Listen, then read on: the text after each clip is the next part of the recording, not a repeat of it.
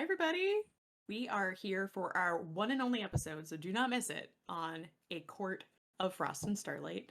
Um, really mixed reviews from almost everyone in the fandom on this little novella. Like, I'm sure some of you just saw, oh, they're doing A Court of Frost and Starlight. Never mind, call me back when we do Silver Flames.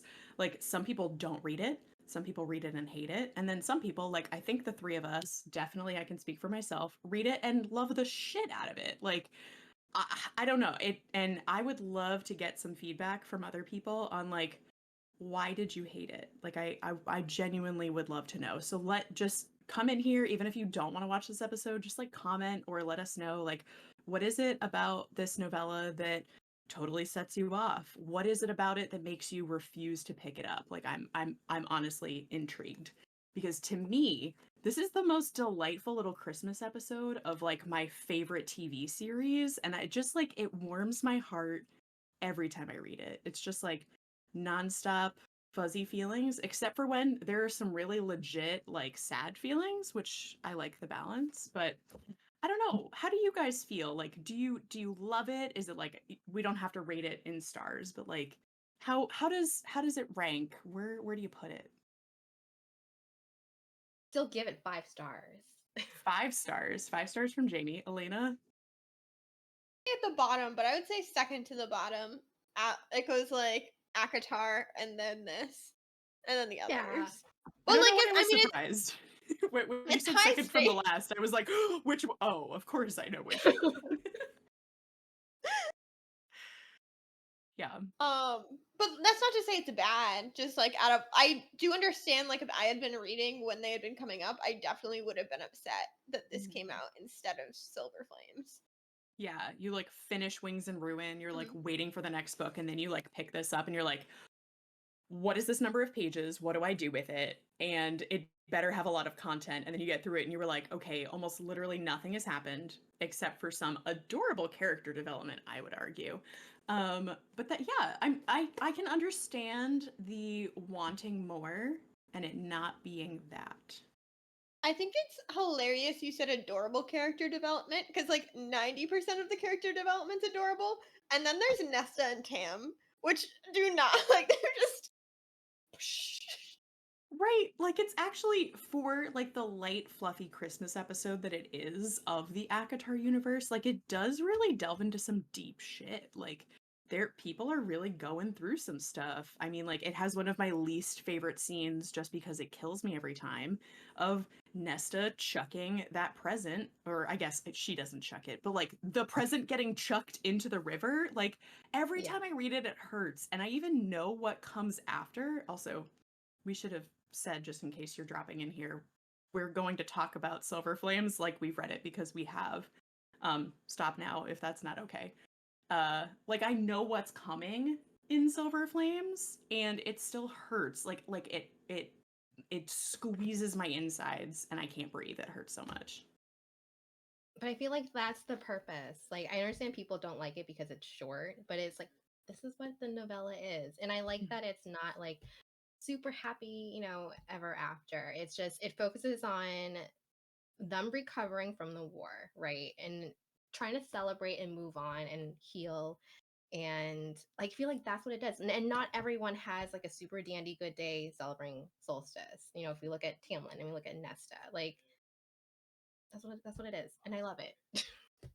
Yeah, I feel like it's a really realistic representation of the holidays. Like, I feel like, even if, everybody watching this, and like, we all really love the holidays and look forward to it, like, we all know someone, or we are someone in our lives that, like, the holidays can be a little tough, or like there are tough moments for whatever reason there is. And I think that this is a really cool look into this, like, first holiday after all of this stuff that they all just went through, and how each one of them is handling it. And like, Tamlin, not well. Can we understand why he's not handling it well? Absolutely. Like, so it's just, I think it's such a nice, like, character study, that I really enjoy it. And it's a nice breath of fresh air and a bridge to Silver Flames, which is heavy AF.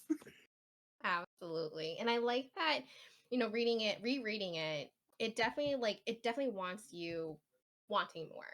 you know, like not everything was completely explained, like where things are left off between Elaine as and Lucian, or again Nesta and Cassian. And then I totally forgot rereading this, but there was like a Morgan chapter. Like, what is going on there? Is going on there? Can we talk about that chapter where she's just like, Yeah. I have this secret little estate. Don't worry about it. Like, ma'am, why are we finding out about this? Like, what's so secret about Why your does estate? no What's so one secret know about your about it? horses? Yeah. And then What's in the woods? Can we go creature, find out? the It's definitely shadow? Bryaxis, right? Like, it's gotta be Bryaxis. I I don't know know. it was mentioned twice, right? So in this one, but maybe not in the same vicinity. But like Cassian earlier mentioned, you know, does Feyre know what hides in these woods or mountains? That there's like this ancient creature out there. I Could took it be a Prya? different creature. Yeah. Like, I I took honestly, the yeah, go ahead, Elena.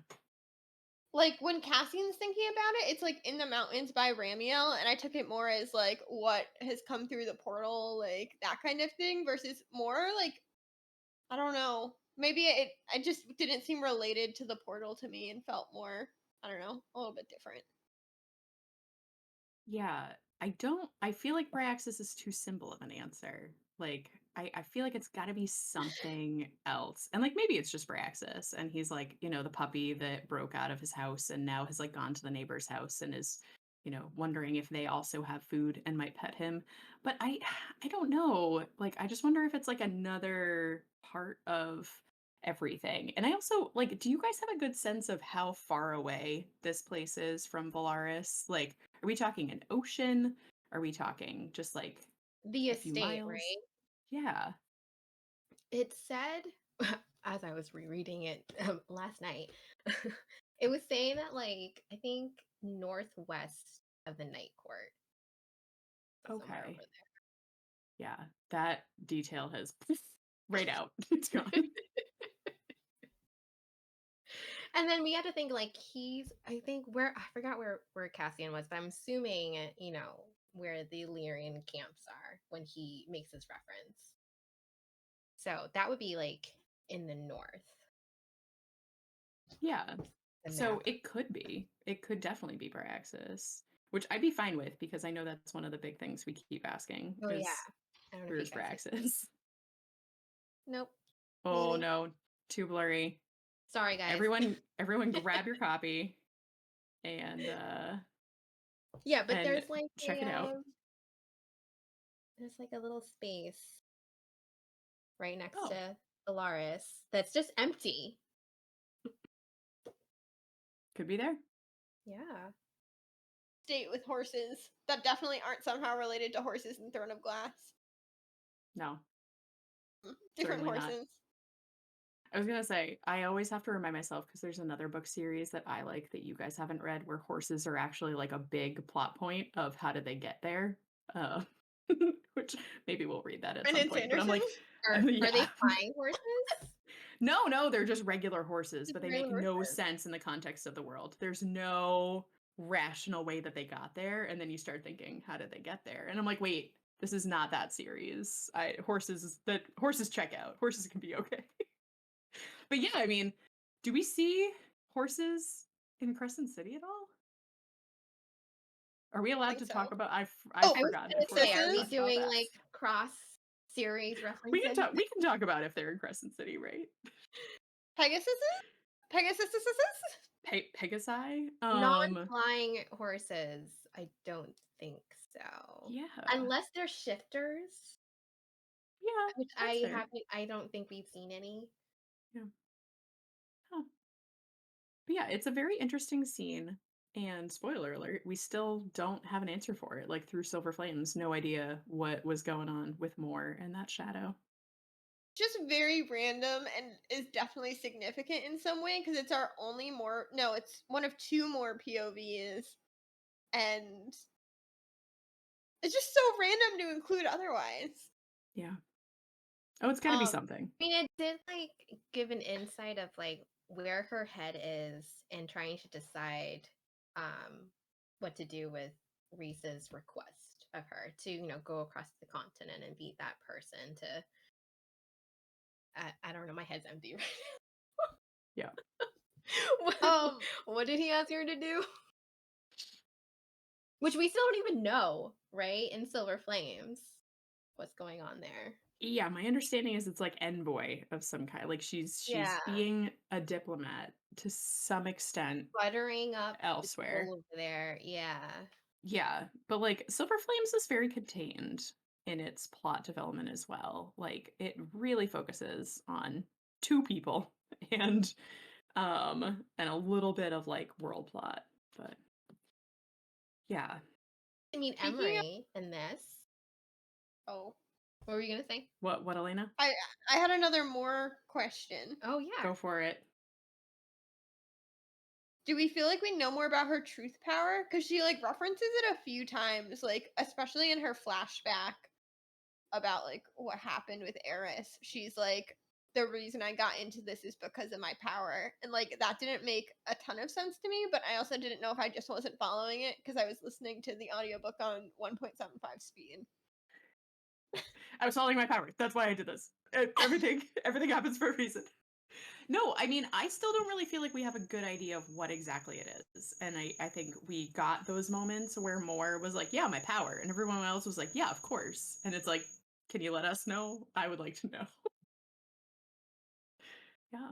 Yeah, I don't know. Even in that scene where she's in the woods, like she said something about like her power reaching out to that creature and just telling her, "Hey, don't go there." Yeah. But that wasn't very telling either. Also reached out to her dad at one point and she was like, can I break his bones? And or like what can I do to hurt him? And her power didn't give her any answers. And it was like, what is happening? Yeah. No, I think that there's still a lot of questions about her and, what happened with Eris and what her power exactly does and how they all work together. I still don't get it. If you know, let us know. Please. I want to know. We don't know. I don't know. Yeah, it's still a mystery. What are other parts of this book that you guys love? Like, are there moments or like characters in particular that Just say how I really like how hard Elaine is crushing on Az in this. She's crushing The so Elaine heart hard. parts. Like Elaine really shines in this book, and I was like, Jamie is living for this. I really was. yeah, there's some Because really, like really cute even she's moments. just like really observant, and I never really picked up on that. Like when I mean, obviously I remember the solstice scene where like they're all handing off gifts and everything, and she gives him the headache medicine, and she was like, "Oh, it's for your headaches." And I'm like, "Oh, that's nice. I don't remember Az having headaches." But then he literally says in here that he's rubbing his temples every time he talks to the bad boys. And I was like, "Oh." So Yeah. observant of her.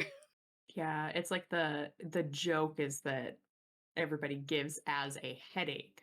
And it's like they're not real headaches, but Elaine took it so literally in the most adorable way. Yeah. No, their scenes are very cute. I do Yeah. love the two of them in this book. Yeah, did anyone notice all the references to the direct line was she was sunshine and flowers in the middle of winter or something? There was some line, and I was like, No, there was uh-huh. a lot. There was like I lines where know. she was like, "Oh, the steam coming off of her like baked goods." It reminded Feyre of Az's shadows. But Yeah. can we talk about how different like how she interacted with Lucian from the end of Aqua War to this, where she wanted nothing to do with the dude and just like purposely left the water running on the kettle. Yeah. This book gave big Lucian Vasa vibes at different points where he's just like, Yeah. my only home is with them, and like he defends her a couple of times. I don't know. I don't see Elaine Lucian. It's so interesting because you're right. There's like a weird switch that's been flipped because there were moments where you can see Elaine at least like it seems like she's questioning like, oh, should I at least give Lucian a shot or should I at least like, I don't know, say more than 5 words to him at once? Like when she takes that step toward him as he's like leaving to go to the In continent. War, right? Yes, like Yeah. and I mean maybe we're reading into it in the wrong way. Maybe she just took a step forward. Maybe she just got dizzy for a second and stumbled. We don't know. We still don't know. But it's interesting because like this book, like we said, is very much about how everyone's dealing with the trauma of what they just went through. And Yeah. both Nesta and Elaine seem to like make the opposite of progress. Like progress that they had made toward guys we think would be great for them, it just disappears, if not like becomes negative amounts. And it is very interesting, and I still don't really get why is Elaine so against Lucian? Is she against Lucian? Is she just dealing with her own shit and like she can't make time for a guy, which is totally understandable. And it's just I don't know why people are not super stoked about a book about Elaine because all I want to do is just be in her head. Like I want to know how you tick. Same. How does this work? Right. And even like, okay, is it this book? I know we just we read it recently. So many books. I know. But wasn't it this one where she's like, do I owe him my time? Like why is that? It is this one. Yeah. And she just brings up a really good point. Like just because the fate put them together doesn't mean that she has to do it. Like I feel like whenever we get her book, it's gonna be a lot about her choice. And As it should I'm be. looking forward to that. Yeah. Yeah. Yeah. It's just so interesting because, yeah, she does not owe him anything. Right. But there's a part of me that's like, but he's a really great guy. I mean, like, I love Lucian, definitely Team Lucian. Just like in general, I root Lucian in life. And it's like, I just wish that she could give him just see what he's like as a dude, not even as like a possible life partner. Just like he's a chill bro. Like maybe you would be friends with him and then you can pursue somebody else. But I just feel so bad for Lucian sometimes when it's like he's getting this cold shoulder and he really hasn't done much to deserve it. But she does Yeah. get to I think choose. the trauma, with like obviously the war and like being in the cauldron. It's just like also interesting to see all of the sisters and how they're dealing with it. Feyre's like is more receptible to healing. Mhm. Elaine is kind of backing away, hiding. And Nesta is kind of like pushing people away by being mean. Yeah. Yeah, the three very different processes for dealing with grief. Hmm. Yeah. How do we feel about recent Feyre's journey? Because I know like pregnancy trope in general, people do not love for the most part. And like I know that this is like a nice bridge for them into that part of their journey. And like, I don't know. Is it just me because like I'm pro kid and like it doesn't bother me as much? Is it because like I feel like it's not shoved on like it's not like one of those accidental pregnancies that then that's how she decides that she loves the guy, which I'm not a big fan of that either. But like I don't know. For me it's like it's a nice healing moment where for the first time ever like these two people have realize that they could have a normal life. Like that is a choice for them now. And like I just love that they're able to choose that. Loved it. And maybe it's because I read it and then I have a kid. So I connected it and I appreciate and valued their choice. And I understand other people might not like it, but I liked it. That was fine. And if you read the acknowledgement too, she actually wrote this while she was pregnant. Hmm. Yeah. What do you think, Cute Elena? in this book. Like I like their bond in this book. I do have a problem with the pregnancy trope in the next book. But like how it goes in this book is like it doesn't bother me. Like it's cute. It makes sense for them. Like she wants to do this while they have time. The next book is just annoying because it's the reason they don't do anything at all is, oh no, we have this little bond. Oh no, if I die, she dies. A complicated pregnancy and a suicide pact? You mean those don't go well together? Um, Yeah. Yeah. but yeah, We're like their decisions in this book make a lot of sense. Like it's they love each other and they want to build a family and build the house. The house is always a cute scene. Yeah, I love that she's like getting back into what she loves. She's like discovering just these paths forward in her life where she can be whatever she wants to be. And like I get it. We all want to see more water wolves and like Fair being a complete badass and I think we're going to get it, but I really like this moment where she just like they're really trying to get over everything that they've been through their whole lives and move forward together. And I am the crazy person that loves their silly little suicide pact, so I think it's real cute. I know we don't have to talk more about that because I know we went into copious amounts of detail and how we feel about that in the last episode. But yeah, so overall we like their journey in this. Yeah. Any other characters or soon to be couples or possible couples or anything that anyone wanted to talk about? Missing characters and the fact that Cass's mom is just missing and he tortured and killed an entire town and no one would Yeah. tell him where she was, which like is giving more than just spite to me. Like why are they hiding where his mom is potentially buried from him? Like did and is that just me being paranoid or was anyone else like, excuse me, what? Oh yeah. Well, Yeah. y'all know that I keep wondering if Reese's mom is actually dead, which is I think an even a little deeper conspiracy theory. But yeah, no. Plant deeper. The minute that you're like, yeah, Reason. no, we definitely killed her, but we just won't say where. It's like, come on. But you think Reese's mom and sister are still alive?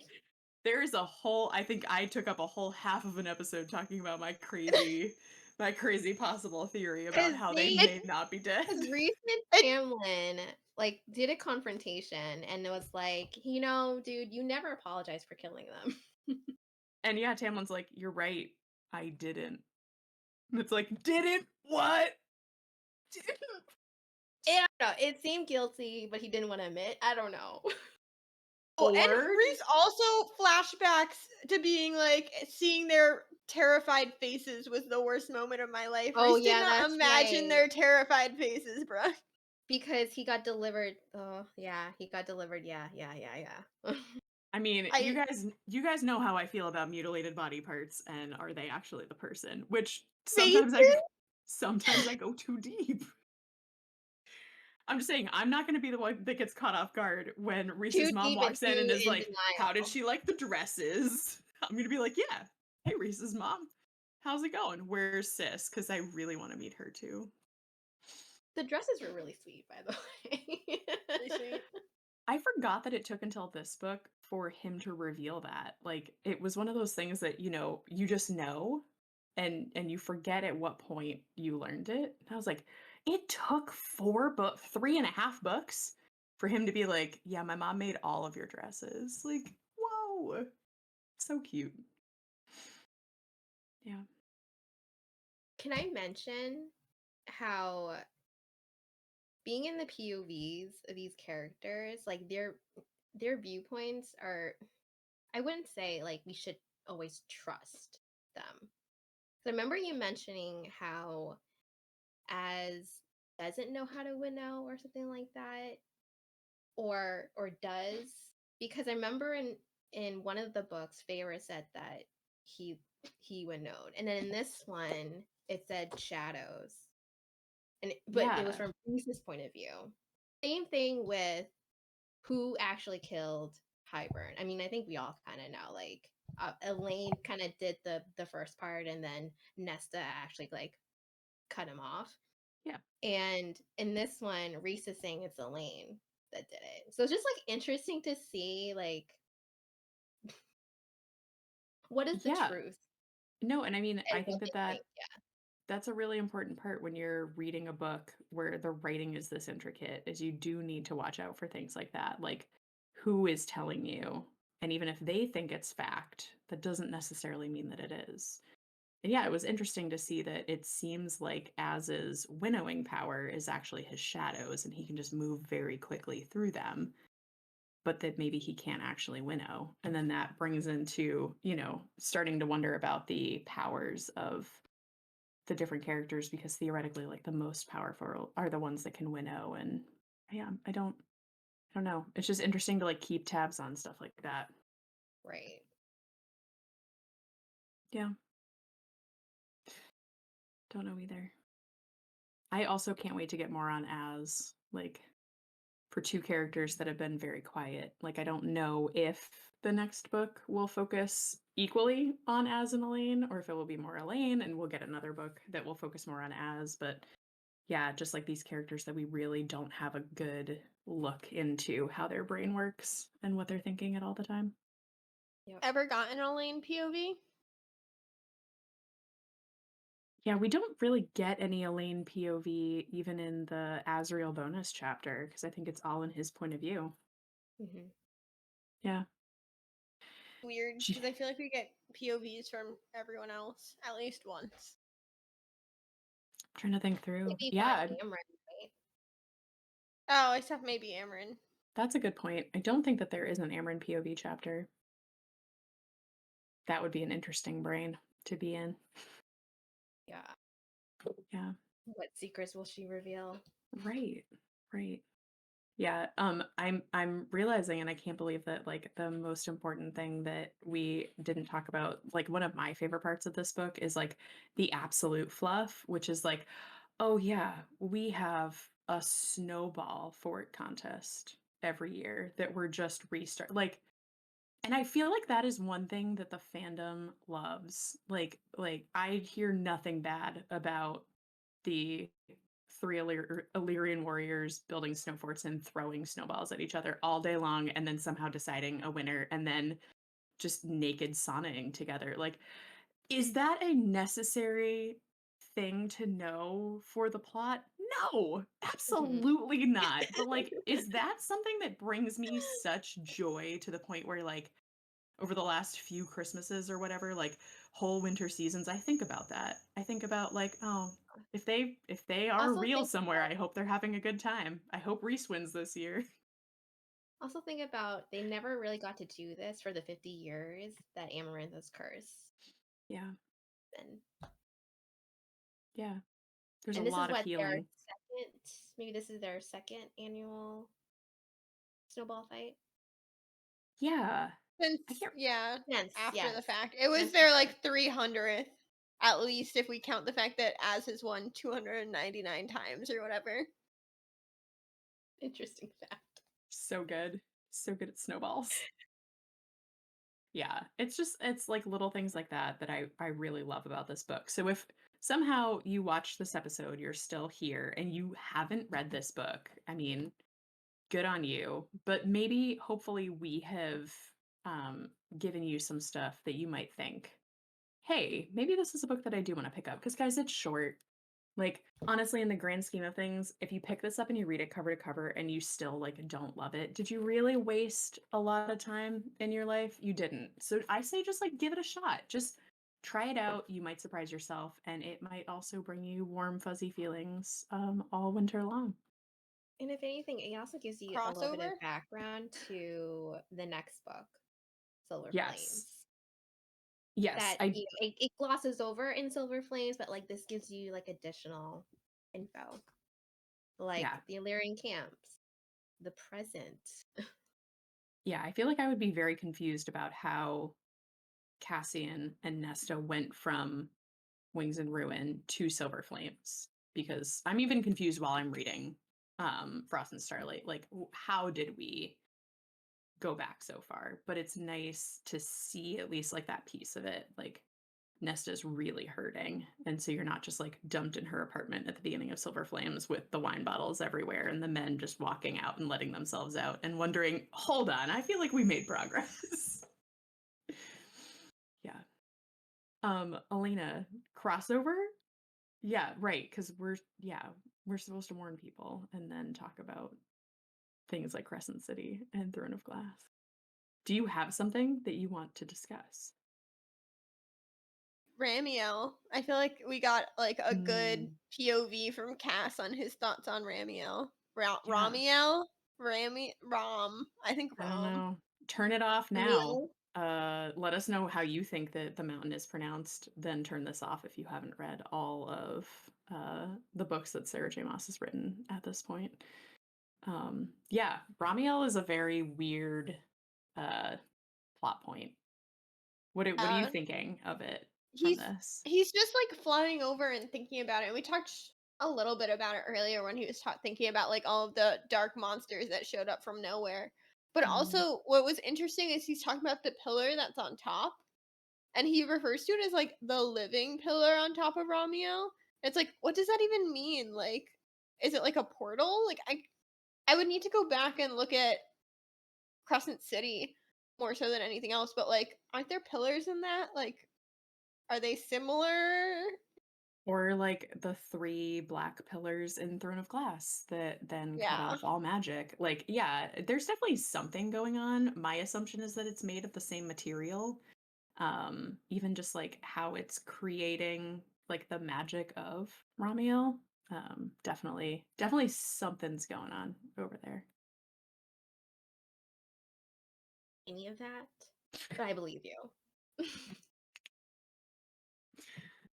That's what we're here for. We're here to not take advantage of you when you don't remember plot points, and we just fill you in. I'm here for the character-driven plot points. Yeah. Yeah, I have to say I didn't really find anything else like crossover-y in this book. Like I think it does do a really good job of just being like a nice warm hug Oh, bridge. Oh, we thought of something. and of course, you mentioned Bridge. That was the one thing that reminded me of Crescent City, the Soul Bridge. And Oh, them, okay, them having sex in the cabin and then doing it in their minds. that is Gee, what Doing did very that that make you think of? night and day. that's so true. I just Thank read that you. scene and Thank just you. enjoyed it at face and wall value, and I moved on. You said it favorite one and everything. It is. It is. It's my favorite spice scene, I think. Definitely a nectar, for sure. Super spicy. It's just I don't know. I mean, I love me my recent Feyre. There's just something about that scene. I don't know. I love it. Because they're making. They're they're procreating. I mean, well, At the moment. I was gonna say I think that we have proven that that's not the case because she is in Illyrian form when Nyx is first, a starting flower bud. And she's not at that point, so Wait, that didn't happen in this book. The no, wings. she does not have wings at that point. Yeah. Just Right. just a lot of things get knocked off the wall and off of countertops and Yes. whatnot. We find a new way to unlock our Daemati gift potential. It's great. 10 out of 10. Yeah. But no, that's a really good thought, Jamie, that it is very similar. And like, I have is it some a sometimes. yeah, is it a Daemati thing where it's like the power that Reese and Rune share? Is it a mates thing? Like, is it a little bit of both? Like column A, column B? I don't know. I love it no matter what the reasoning is. I just love like how it, this idea kind of formed here, and then we see it again in Crescent City Mm. in more detail and expanded. Because like that was one of the parts that I loved about Crescent City was night and day. There's just something extra fantastic about connecting with someone on that like mind to mind, like soul level that just, oh, beautiful. Elena, what are you laughing at? You making fun of, are you laughing at us? Are you like, how did they actually bring day and night into this conversation so much? We're talking about a totally other book series. No, I know for a fact you guys can bring them into any conversation. You could be talking about like applesauce, and it would be like, remember the time? You know what is just as sweet as applesauce? Rune Dannon. No longer Prince of the See, Valorant look at how smooth you did that. Like, so smooth. We just love him so much. We do. We do. Is there anything else? I don't have anything else.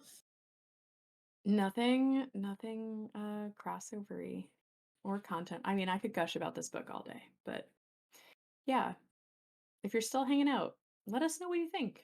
I would love to know if this book falls flat for you, if you also love it, any And of the above. why? Yeah, come hang out. But yeah, no, I think that's it for Frost and Starlight. We are going to hold off on reading Silver Flames until closer to when the next ACOTAR book comes out, because we feel confident that it will be soon-ish.